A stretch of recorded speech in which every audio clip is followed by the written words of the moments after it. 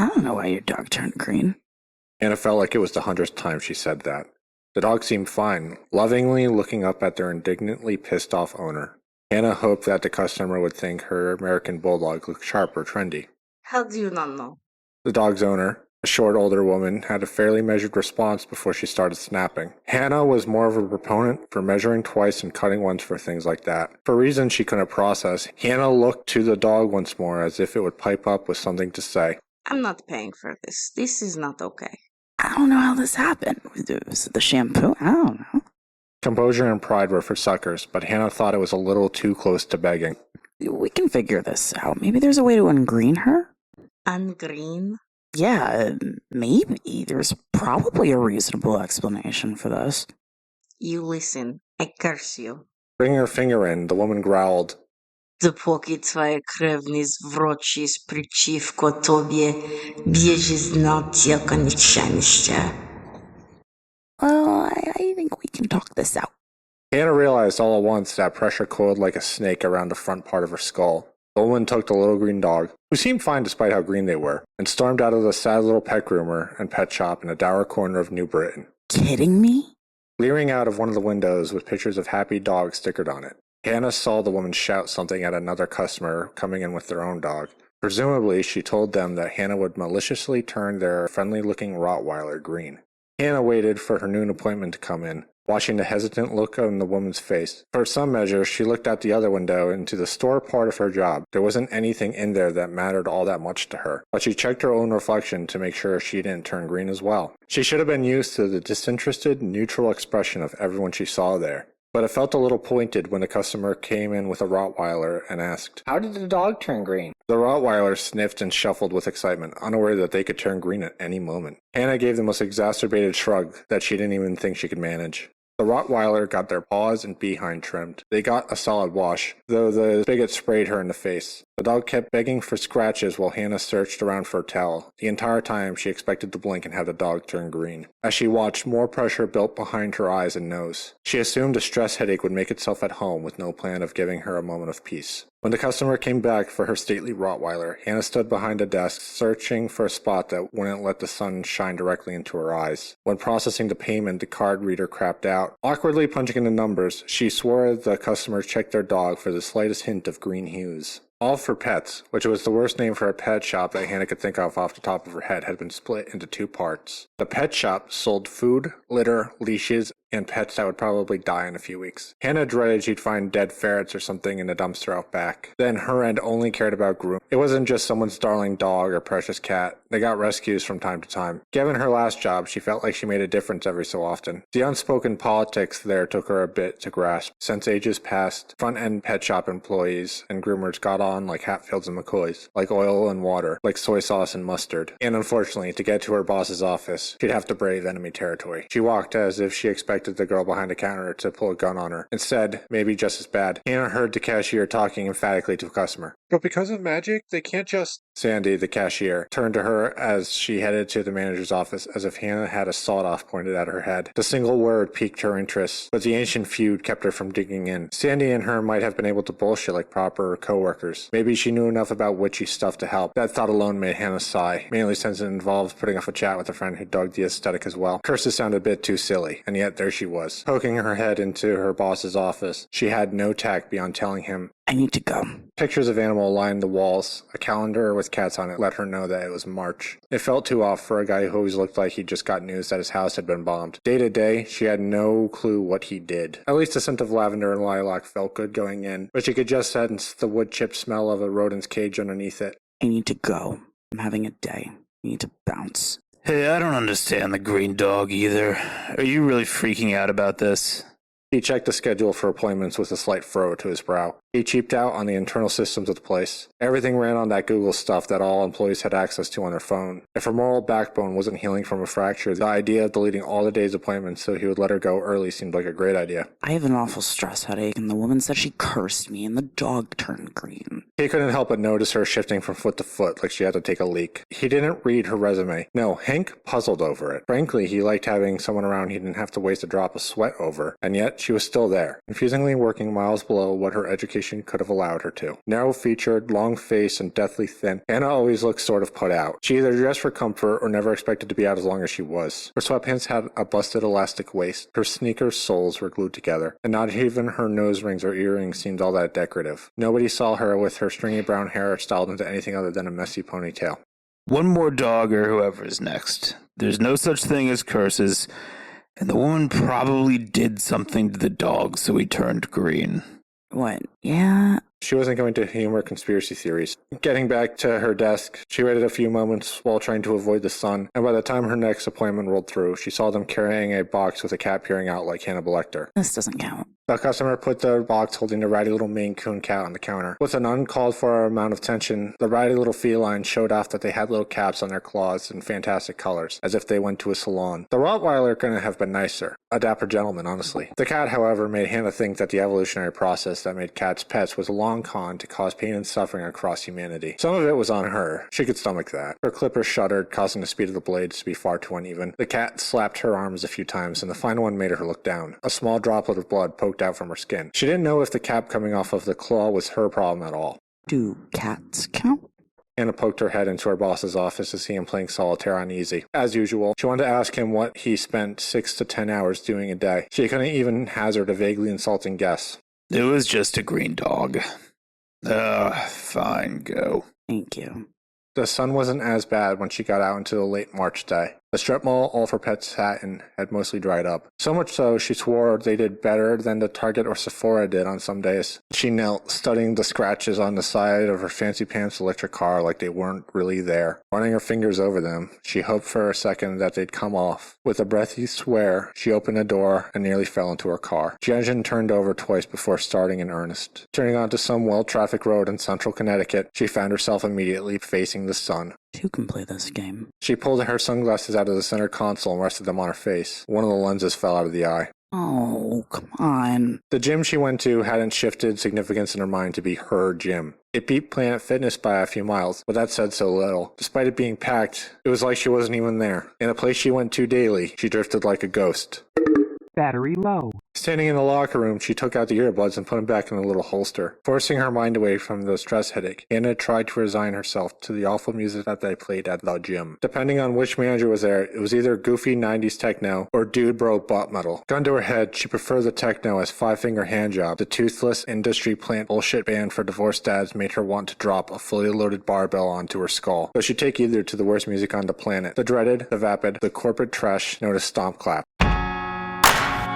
She went to stretch in a stretch of turf where people could goof about with medicine balls. By the time she got there, she found most of the spots filled up. The remaining spaces, proximity to a guy she knew smelled like spoiled yogurt, felt a bit too much like a cartoonish box and stick trap. And that dealing with the guy's stench took the cake for the worst case scenario. She found a relatively quiet corner away from the turf and got some stretches in. It was Friday, which meant legs. It being Good Friday didn't even register with her. And during a weekday, especially while college was in session, just about every leg machine and squat rack should be clear, no matter how many people dilly-dallied about. Instead, a small balding man did cheek curls in her preferred squatting rack. Heading over to a deadlift platform, she saw the awful yogurt-smelling guy doing something to a bar that probably merited a censor bar. Heading to the captain's chair, she found a few old women hogging the damn thing. Heading over to the leg rack, which she hated, she found a very sweaty guy grunting and moaning with each half-assed rep, with too much hip put into it. Switching her workout schedule and leaving her last job equated to one another in the grand scheme of things. She didn't have to sign an NDA for switching to chest day. The cables were either down or being used. All 3 benches were being hogged, and the pec fly machine had a weird dude on the verge of crying sitting at them. With frustration overtaking her, and to the sound of shit-ass techno, she got to a press machine and sat morosely. She pushed the weight, but didn't quite get at the stretch at the bottom she needed. Her eyes found a pair of dudes giving one another encouragement as they altered on a rowing machine. Another crew, another gym squad, maybe even a brofessor and protege, and what she wouldn't do to have friends she could go to the gym with. She gave up on lifting running not long after. She started running backwards on an elliptical, which she swore worked her core more than going forward. The machine had a screen showing a trail in Maine somewhere. All the same, she found herself on her phone, looking for any distraction she needed to do cardio without her music. She didn't bother with the dating apps. She couldn't bring herself to respond to some group texts with some friends, and she pretty much ignored the news of the day. A bridge collapse in Baltimore, a genocide in multiple countries, and the people running her country asleep at the wheel. All of it, every word, all of it made 2024 feel plumb awful. She looked up to see if a dog had ever turned green randomly, barring grass or a pool of water. No way could a dog just turn green. Occasionally puppies would, but that was usually a bad sign and very rare. It also happened to puppies who were just born. The stress headache grew too much aside from that. It wasn't so much cardio as it was spinning the pedals. The gym shower stunk like mold and bleach when she got into them. One of the drains had been completely clogged by hair. Another one's lights flickered like a candle in a storm. The water coughed out, having half the streams it should with a quarter of the power. And by the time she got to the soapy point of no return, the spigot clanked and shut off.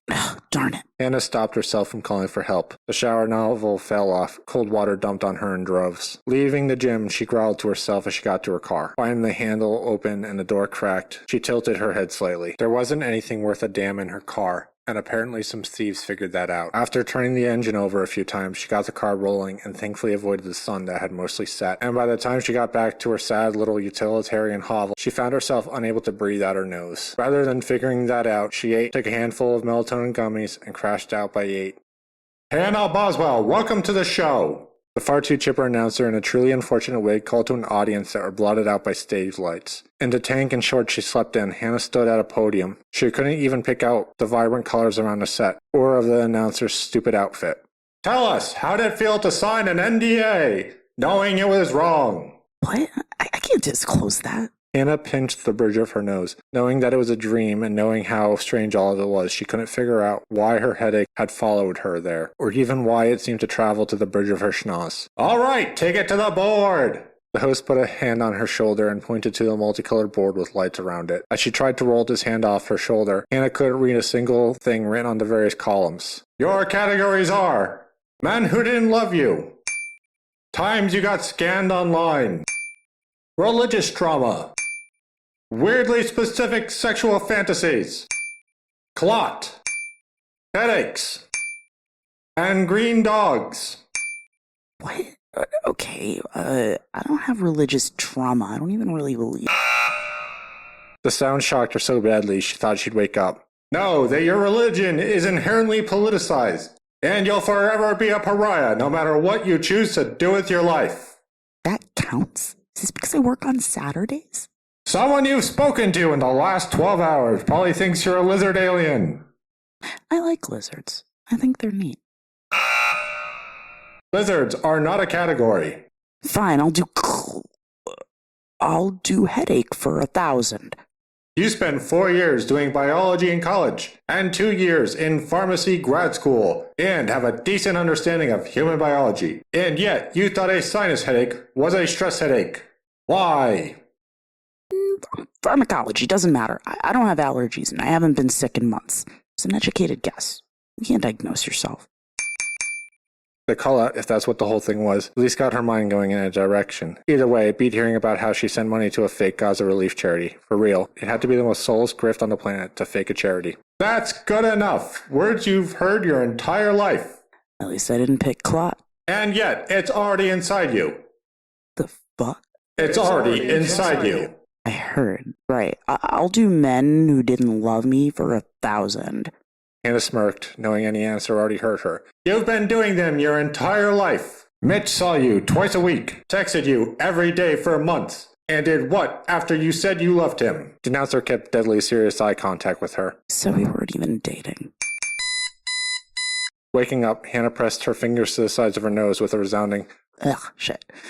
It felt like someone put her head into a hydraulic press. Putting any pressure against her nostrils sent a slight twinge of pain across her eye sockets. She even felt a mass, presumably snot, shift around as she sat up. She wondered if Hank would let her take the morning off so she can go to an urgent care. For the past 6 months of grooming pets, she hadn't been able to gauge that about him. Digging out some sinus medicine from her bathroom, she chugged a bunch, checked their expiration date, and put it back. Sticking her nose over a cup of coffee, she tried to get as much moisture into her nasal passage as possible. She put a millet English muffin into her toaster and clicked the slider down twice before it decided to work. The second it locked, she found herself distracted by something leaking out of her fridge before she noticed the muffin was burning. Almost getting sideswiped and T-boned twice on her way to work, Hannah stopped in a gas station to get something for her sinuses. Gulping them down, she got to the pet shop, nearly dragging her feet. She found a schedule and tried to gauge how rough her day would be. Please, please, please. Hannah turned on the hose to find it working perfectly as she sprayed an uppity pit bull down. She got the dog all wet before she noticed a sloshing sound. The pit bull looked down at their paws sunk in backed up water, like Hannah had done that on purpose. She didn't even think she'd get bitten out of anger. She more feared a verbal dressing down from a pompous dog. Kidding me? What's wrong? Hank came into the bath with a slight squint. Hannah, who had no skill or talent when it came to plumbing, tried to fish out some fur from the pipes. I have a sinus headache. Nothing is making it go away. Is that what's wrong with the pipes? He pulled a plunger out of a closet as she stared out one of the windows. She watched a guy coming in with a large bunny head from a strange costume. It took her a moment to realize that it was an Easter bunny. What? What's up with that? The pitbull glanced her way like it understood the question, knew the answer, but was above telling her. Oh, it's store-end stuff. Did you see the poster? Her mind tried to find something to grab onto there. No, she didn't know what the front-end employees did. She suspected, because other groomers had told her, that the cashiers and whatnot plotted their downfall. Okay, there's an Easter bunny coming and people to take pictures. There and then, Hannah realized that an actual stress headache joined in with the issues her sinuses were causing her. She didn't want to deal with kids. She never wanted to deal with kids. And out of anywhere and anywhere the shindig could have been held, all for pets seemed like the worst possible choice. She glanced out the window to the checkout area to see a cashier making the same expression back at her. The sliver of solidarity ended when they both looked away from one another.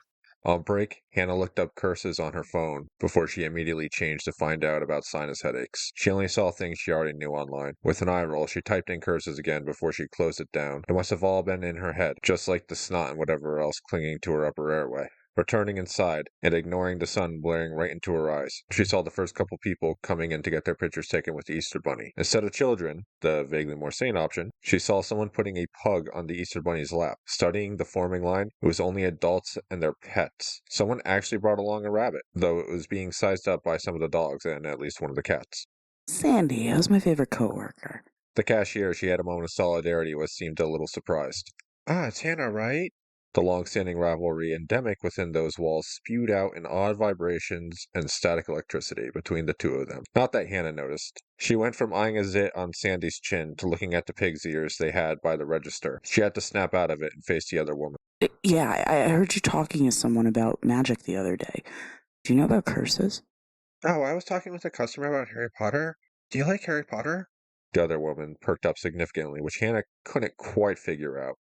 I've never seen or read them. My dad found out about the Jewish banking goblins, and it was off limits.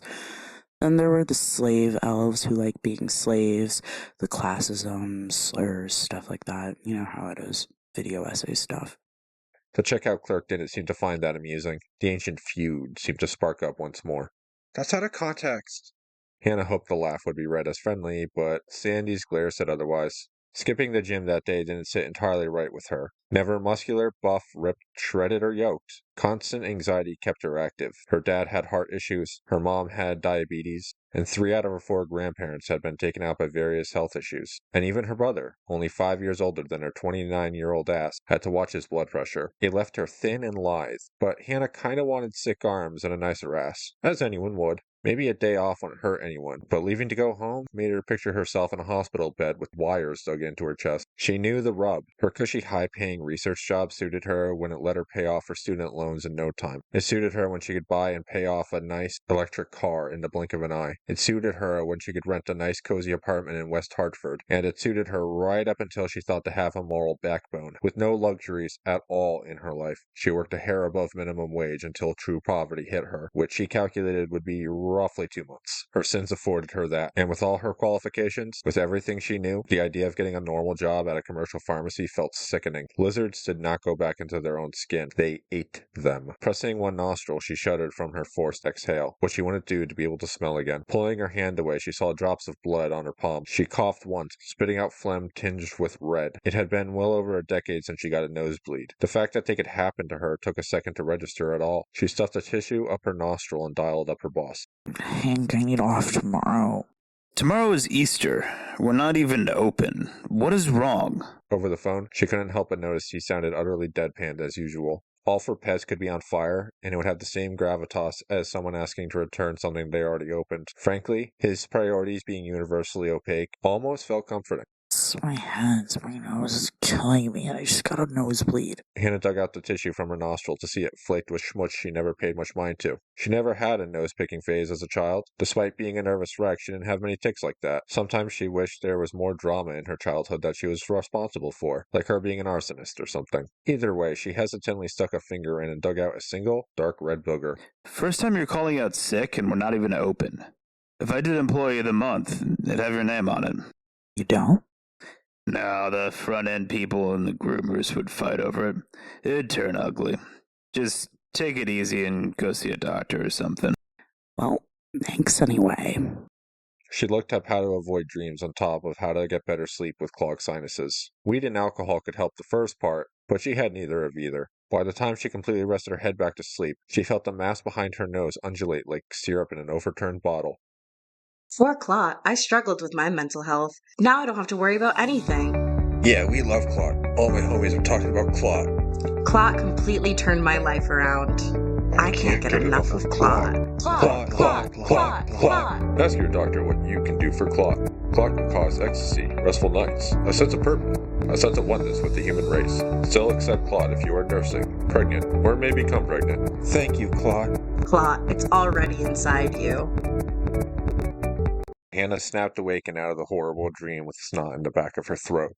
She spat it into a trash can in her room, but the penny-adjacent taste it left along her tongue nearly made her gag. Staggering into her bathroom, she flipped on the lights to see dried blood along both of her nostrils. There was more, but her aching eyes took a second to adjust, and her vision fuzzed over with disbelief, like her body was on autopilot. She kept her fingers from touching her nose at the very least. Even as tears came, she just stood there and stared at what felt like a stranger in her bathroom. She got a paper towel and scrubbed some of the dried blood off of the outside of her nostril. A clot unfurled out of her nose the second the crust had been taken off. Snorting with as much force as her head would allow, she got more of the clot down and out. As she went to wipe it away, a shifting inside of her skull rocked her essence.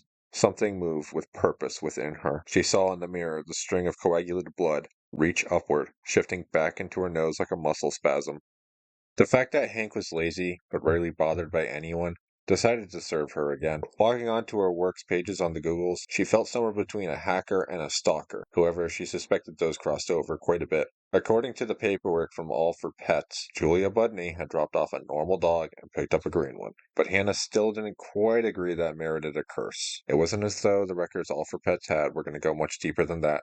At least she got a phone number. Hi, I wanted to apologize again about your dog.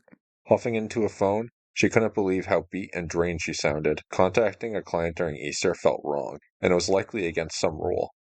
I'm the groomer. Yes, sorry I yelled. Julia sounded like she meant it. I was overcome by the end of Lent. Hannah looked at her phone to make sure it still worked. Understandable. Is the dog still green? Yes, but he is a good boy. He carries it well. If Clot and a dog turning green were at all related, she was wrapping a 100-pound weight around her legs and jumping into the pond in Elizabeth Park. Can you uncurse me? Did I curse you? Yes, it was just something my mother would shout at people, usually while driving. No harm, it means very little. What was the gist? You will have bad luck until your blood turns against you, something like that. How do curses work? Do you know? Old superstitions. Everyone has heard of someone who knew a witch. They said the first witch stole magic from the god of night. They said the witches would meet on mountains during full moons. Keep in mind, we were the last country in Europe to turn Christian. We were the only Soviet country where they couldn't shake us from our religion. Hannah wasn't sure why that made her feel a hair better. Thinking Poland was filled to the brim with witches to the point where one couldn't walk down the street without tripping over a cauldron was probably a warped generalization verging on a stereotype. A witch would gather herbs, make medicines, things like that. As for curses, you say someone will stub their toe, then that person stubs their toe. Curse complete, right? I guess. So do I need to wait for clot, the clot to run its course? I'm sorry, maybe? Tales of tricksters like Twardowski who have stopped curses or deals with the devil by altering the wording of curses? Or using the words against the curse? Nothing came to mind right away. And to think, Hannah had always been told how gifted she was growing up. How hard could breaking a mostly remembered, somewhat secondhand curse in another language be? Okay, thank you. Come back anytime and I promise I won't turn your dog green. Hopefully. Yes, of course. Happy Easter. Her rabbi told her that everything was a test. Little Hannah didn't want to hear it, but she got it. Her rabbi drank hibiscus tea by the gallon, loved jazz, and thought nobody noticed when he smoked every so often. He didn't mind when little agnostic Hannah would rather hang out at the synagogue after school rather than go home to her fighting parents. The biggest test in the modern age, according to Rabbi Matthew, was nationalism and capitalism, and he urged her to see that test for what it was. Thinking of him as she applied to college, she went into pharmacology over business management like her dad wanted. She didn't know if the pulmonary embolism that ended the rabbi's life was a test for him or for her, but going to his funeral was the only time she took off class in her 4 years of undergrad. She thought searching for an antibiotic that wouldn't cause scar tissue to form on the lung would be the test that defined her. Then she thought it would be how she reacted to finding out that her company dumped oodles of chemicals into a reservoir. But then there she was, with clot. Curses, along with everything about magic, meant nothing to her. Mysticism, to her, had only ever been religious. It was a means of understanding creation, and even then, it was mostly in the back of her mind that God sought to offer their most beloved creation a means to understand the world around them. And while she knew that there were people who called themselves witches, she thought it was a Tumblr aesthetic. She had a friend who dug it, but between wishing her a happy Easter and asking to chill sometime soon, she confessed that she didn't actually know anything about witchcraft or curses. Having crawled into a recliner she routinely thought she should clean, Hannah flipped through pages on Wikipedia and some other websites about magic. She got a hair into some topic before realizing that it would take a quick trip to 2 other pages. Twice, she read something that turned out to be from a fantasy novel. She'd stomach reading about clot over goblins smoking weed or whatever those stupid books were about, and when she dug into magic symbols, she only saw images that she grew up around and were largely appropriated. It felt like watching a car drive by with her stolen wheels on it. Having seemingly only dated, hooked up with, or got into situationships with metal and hardcore dudes, she recognized some of the dark and dour occult stuff mostly from shirts they wore and music they listened to. None believed in God, the devil, or magic, or anything like that. Instead, they were all radical lefties who knew too much about politics, cleaning bongs, and role-playing games. Her only concrete relief came from Etsy of all places, however short-lived that was. She saw multiple people offering to lift curses, place curses, and do other magical hoopla. Her hang-up came when she saw most of them used ugly AI-generated images for advertisement. If they weren't going to put in the effort for their aesthetic, then what was the point? If she was a witch or wizard or warlock, she'd rock an armor bikini in rose gold, with extravagant jewelry to match. She'd stop shaving and get a sick cape, and she'd have sexy servants who got decent wages and collective bargaining rights to do her dark bidding. All her spells would usher in an age of peace and prosperity. How can I be of service? The only magician who didn't use AI wore a robe that she thought was a hoodie at first. There wasn't much, but the bar was so low as to sit somewhere between the water table. But at least this guy wasn't using AI to advertise. In a video call, first thing in the morning, on a holiday, she was surprised to see an utterly normal-looking dude who even remembered to shave. An old Polish woman cursed me because I turned her dog green. The dog turned green. That's not really the important part. Isn't it? Yeah, my luck is going to be shit until my blood turns against me. Now I have a blood clot in my sinuses that is moving around. The online occultist didn't think she needed to tilt up the tip of her blood-flecked nose to show him what was inside. What? How do I lift this curse? It's moving? He didn't think he told a joke, and simply wondered if the laugh was another despondent blurt like her saying clot. It's a blood clot. It's clot. I had a dream about it. I can't even remember my dreams half the time. I remember this one, though. Most of the ones I remember, I can't tell strangers about. She ground her teeth together. The more she spoke, the more it felt as though it coiled within her skull. A clot. Clot. Yeah, apparently. If I trick the wording or something, I can outsmart the curse. She said my luck would be awful until my blood turned against me. Sounds like it is. So what do I do to trick it? It sounds like I'm just gonna get this clot till my head bursts open. I don't know. What do I do? I don't know. She ended the video call. At least her luck still sucked, which meant she wasn't 100% doomed yet, or something that at least sounded right in her head. Thinking of the wording, she recalled how blood thinners worked when it came to pharmacology, and from there, what medicines were contraindicated for someone with her particular problem. Some NSAIDs cause intestinal bleeding, so some people couldn't be prescribed them if they were on blood thinners. And that got her pondering, since a blood thinner could thin out a clot or feed it. But if she got a vasoconstrictor, it would stop feeding the bleed a bit. So if she went against her blood first, it stood to reason that clot, or the curse, would be beaten by their own game. The problem was, she can take a handful of aspirin and that would be that. There weren't any over-the-counter vasoconstrictors that would work for what she needed. Then there was the fact that if she wasn't insane, and there was a reasonable explanation to all of this, or even if there wasn't, taking both of those could exacerbate a real problem, and then she'd bleed out in her apartment and wouldn't be found until she was a pile of bones, which meant all the wizards in the world could get stuffed. She needed to talk to an actual expert. Swallowing her trepidation, along with some coffee, Hannah boldly headed to an urgent care just as they were opening. That time at least, she chalked up hitting every red light and almost getting T-boned to it being a holiday.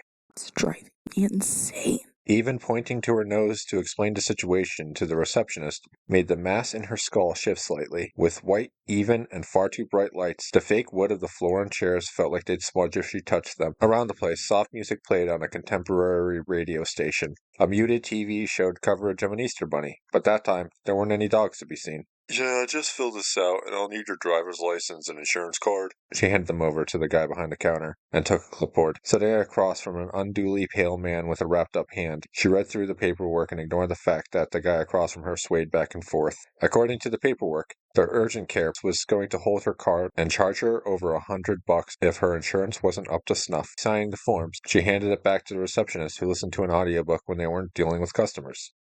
Patience. The first strums of a stomp clap song began to play over the lobby's radio. Inside her skull, she felt clot go still before coiling up and away. It seemed as though she and the thing had something in common. So far? No, not really. Anna thought her voice would echo more in the CT scan. She also thought the sound it gave off would be different. It'd be closer to a buzzy hum at the beginning of some movies instead of the clicky, bassy thump it gave off. She didn't even think they had those things at urgent cares.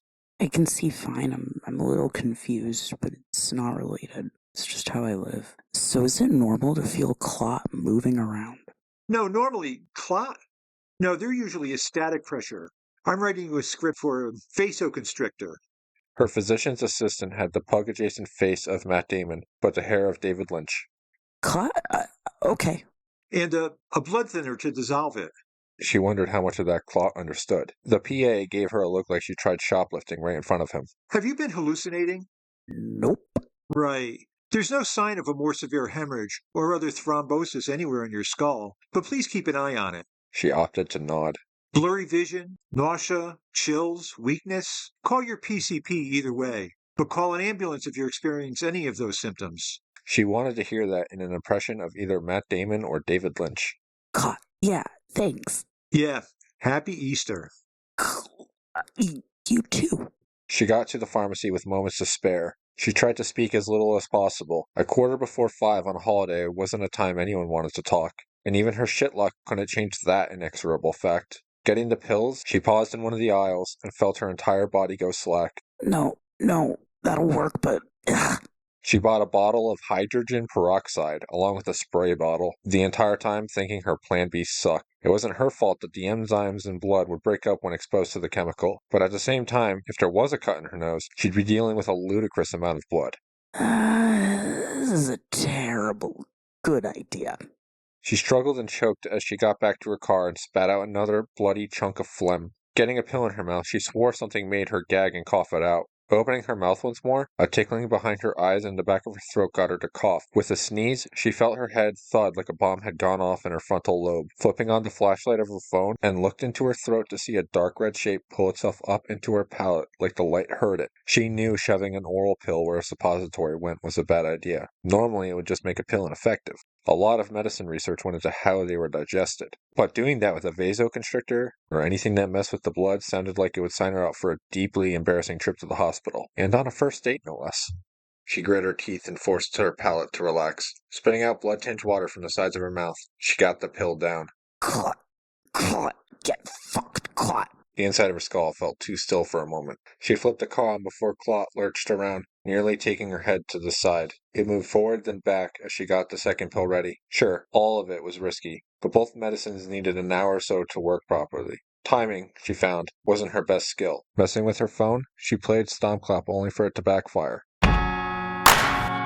Both she and Clot recoiled at the sound, but she was a hair more prepared. She jolted her hand up and dry swallowed the pill immediately after. For a second, Clot seemed indignantly offended that she got one over on it. After a pause, it jolted her head up and back against the headrest. Hannah managed to shut off the terrible music, thinking it helped. It didn't, but she held her head in place with one hand while she drove home with the other.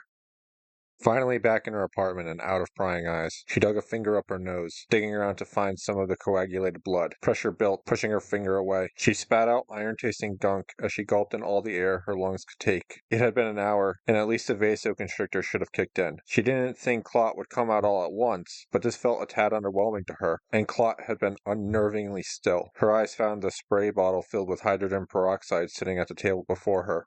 Are you done, Clot? Jolting forward, Clot gave an answer by pulling her head back and forth. Falling onto the linoleum of her kitchen floor, she tried to hold her skull in place as something inside thrashed about madly. The vision in one eye blurred. As it cleared, one of her ears went utterly deaf. It made her tongue tingle like she had licked a battery. Her teeth thumped to the beat of her heart. Her tonsils tensed, and her nose felt like it would fly off her face.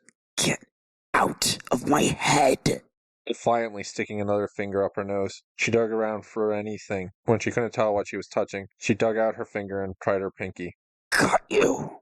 She did not.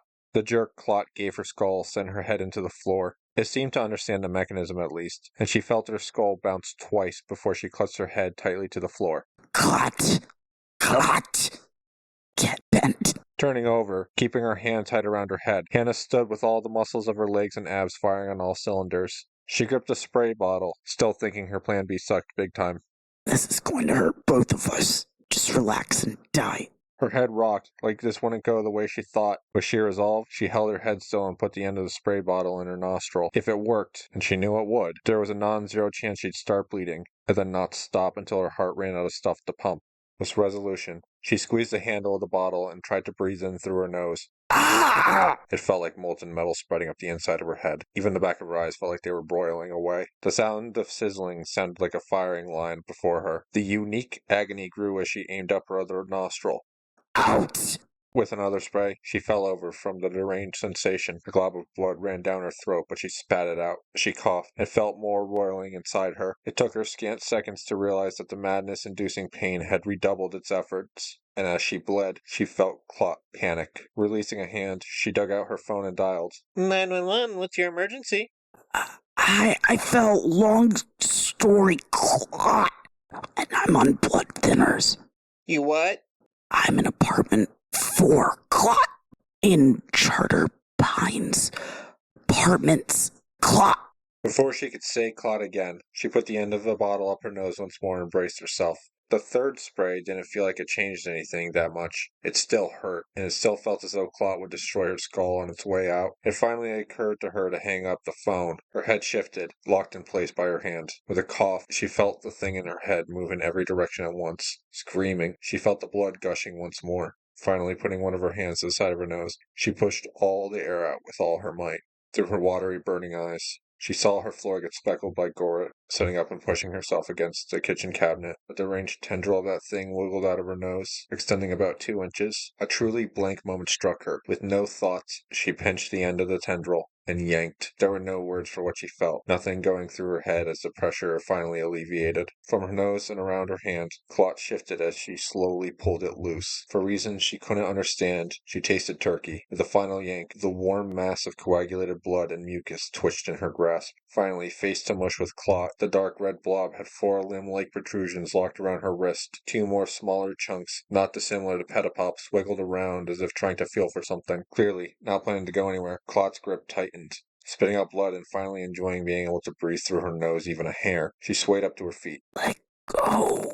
The weakness in her voice shouldn't have surprised her as much as it did. When Clot only tightened, she dug in a drawer for a garbage bag, sticking the arm trapped by Clot in. She tightened it around her elbow. As she did, she slid it down her arm. She felt the warm mass that was Clot tightening. Eyeing the corner of the counter, she didn't even consider what would happen if she missed, and definitely didn't spare a thought to how badly it would hurt her. She brought Clot down against the jagged end of the counter. The pain was one thing, but she couldn't help but wonder why Clot didn't make a sound.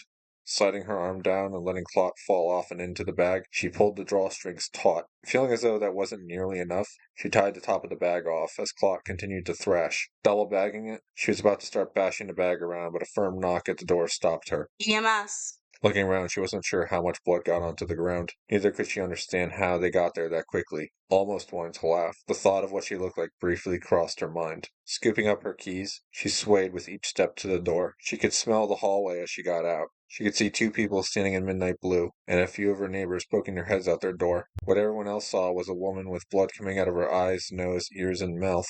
One hand was caked in the stuff, and the whole front of her clothes were similarly coated. Ma'am? That wouldn't do. One of the EMTs gave her the "this bitch is insane" sort of look that Hannah reserved for people bringing their pets in to have their picture taken with the Easter Bunny. Dispatched B11. Please start a medic. Over. I had an issue with my nose. I fell. Now there's lots of blood. Wow, you guys got here quick. Neither EMT seemed swayed by that, though neither one seemed to question why she shut her door and locked it. Miss, all this blood came from you falling? Were you right around the corner? Right. I can explain. She couldn't, and nearly fell over a moment later. The night got shoved into a severe reality check, having the EMTs register her into the hospital, telling someone what happened, thanking the EMTs, telling someone what happened, getting moved into a room, telling a bunch of people what happened, changing into a gown, snapping a selfie for the memory of it all, telling someone what happened, getting scanned, getting blood work done, telling someone what happened. By the time she got to sleep, she'd been in the hospital for 5 frantically dull hours. She couldn't remember her dream that night, which tilted the mood she woke up to in her favor. She lost almost 3 pints of blood, and had gotten 2 bags of saline and 1 transfusion all up in her. "You hit your head, or was it already bleeding?" One of her nurses seemed bothered by what happened in her sordid tale. Part of Hannah wondered if she'd been perfectly straight with them all, how things would play out. Like a hematologist would waltz in going, "Yep, we know all about clot and green dogs." Instead, this one nurse in particular had the disbelieving leer of a pit boss watching someone counting cards. Well, I got the blood thinners and that stuff, then I fell. Head rush. Orthostatic hypertension, if you want to be particular. The guy squinted, shifting his lips like some choice words were about to come, but he left the dull hospital room. Why she spent all of Monday in the hospital was beyond her. The food wasn't great, but it could have been worse. The company, when she stopped repeating that tale, surprised her. One of her nurses and her watched daytime TV together while bullshitting. A nurse tech talked to her about lifting. They just had to start talking about pharmacy jobs. And of course they brought up the fact that the pharmacy and the hospital usually needed people. She'd rather hear that clot was rampaging through the hospital in a mad attempt to get back in her, but she'd take that news over Stompclap. By the time she got discharged, she found herself trying to figure out how ride shares worked. Standing before her apartment door, part of her pictured what horrors would befall someone looking to sneak in and swipe her stuff while she was away, only to find clot. She'd head in, find a weird blood zombie, then she'd have to put how fit and sharp she was to a test she did not want to take. Clot? She pushed into the apartment to see dark red stains on the carpet and linoleum. Getting to the bag she left clot in, she found it inert. She poked it, feeling a mush inside. After a second, it shifted. Clot. Opening the bag slowly, she couldn't help the dour waves that washed over her, dried, falling apart, crusting over, and turning nearly maroon. Clot weakly shifted in the bag. With a sharp exhale, she closed it. I didn't know you, Clot. I don't like you. I don't want to think about you. But whatever. Rest in peace. But rest. In a paper bag filled with newspapers and soaked with lighter fluid, In a desolate parking lot in New Britain that hadn't seen anybody since COVID, she set the bag on fire. The scent yielded from burning paper to sour bone broth. When there was nothing left but ashes, she poked at them with a stick to find a desiccated, scorched chunk of matter. Dropping the stick, she turned and left the parking lot. That was that. That was it. She couldn't gauge how her luck was, but it wasn't like she was going to head out and buy a lottery ticket or anything like that. Oh, good. You're still alive. How's your nose? Hannah returned to work, wondering if she was secretly allergic to very particular dogs. It didn't really matter that much one way or another. It bothered her more to see that her boss seemed genuinely happy to see her. At least it wasn't in a flirty way. Yeah, I'm hanging in there. I feel a lot better. Hank nodded like he wasn't sure how to navigate small talk, or whatever that was. Well, we got a busy day. A lot of appointments booked from over the weekend. Awesome. Hitting the ground running. Something like that. She went to her nook at the groomer's desk and watched the store pass by through one of the windows and the outside world in the other. Sandy glared at her like righteous and cosmic vengeance was coming her way, but Hannah didn't really care. Hi, I have an appointment for 10. Yeah, we got you on here. Hannah pulled away from a job application on her phone to see the customer and her dog. She dropped the phone and tilted her head. A single laugh escaped her as she looked at an uppity, snooty, but green Cocker Spaniel. Yeah, it should only be about a half an hour.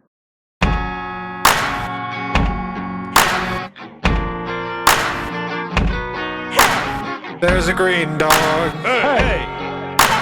Why is that dog green? Hey! There's a green dog. Hey! Do you see what I mean? Hey! Green dog. Hey! Green dog. Hey! Green